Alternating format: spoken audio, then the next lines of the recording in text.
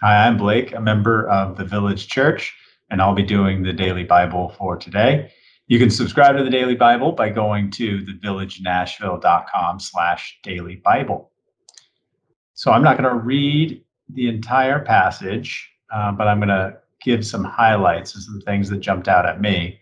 I'm going to be reading Genesis chapter 2, verses 4 through 25. And that's the story where God creates the Garden of Eden and Adam and Eve. So I'm sure you're probably familiar with that story, but just a few things that jumped out at me. So God formed a man, Adam, from the dust of the ground and breathed life into the nostrils, breathed into his nostrils the breath of life, and man became a living being. So man, humans, we are created, according to the story, from dust of the earth, from the earth itself, which I thought was really interesting.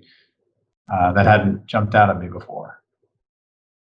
In the middle, so God created all the trees, all the plants, and in the middle of the garden, there was a tree of life and the tree of the knowledge of good and evil. And if you remember, the tree of the knowledge of good and evil was where the apple grew that Adam and Eve then had a bite of, tempted by the snake.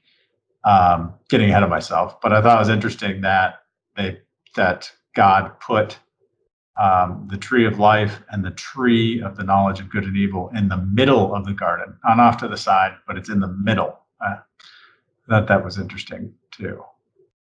Going further, God took the man and put him in the Garden of Eden to work it and take care of it. So we think of Garden of Eden as the earth itself. God put man there to work it and take care of it. So we're supposed to, I would say, work the land, with agriculture and things like that, and also take care of the earth and make sure we're, I guess, making good decisions and taking care of the earth itself.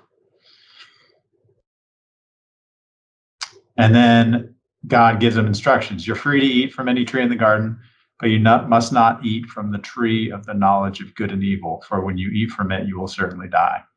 So God creates that tree, puts it in the center of the garden, and gives Adam strict instructions to not eat from it. It's a metaphor for everything that can tempt you in your human life. I'm not sure. I just thought it was interesting that he created that tree, put it in the center, and then gave him strict instructions not to eat from it.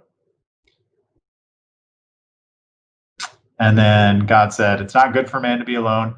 I will make a helper suitable for him. So then he goes and he creates all the animals and the birds, and it talks about that.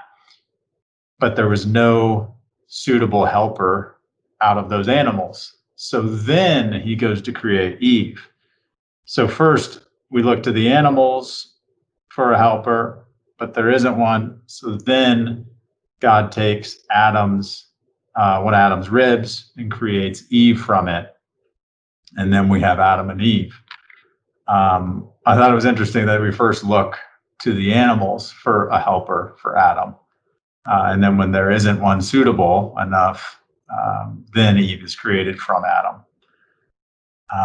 And because it goes on to say, since Eve was created from Adam, that's where we get the idea of marriage, and that is why a man leaves his father and mother and is united with his wife, and they become one flesh. So those are the interesting things I found from this passage. I'm sure you'll find some things of your own, but thank you and have a great day.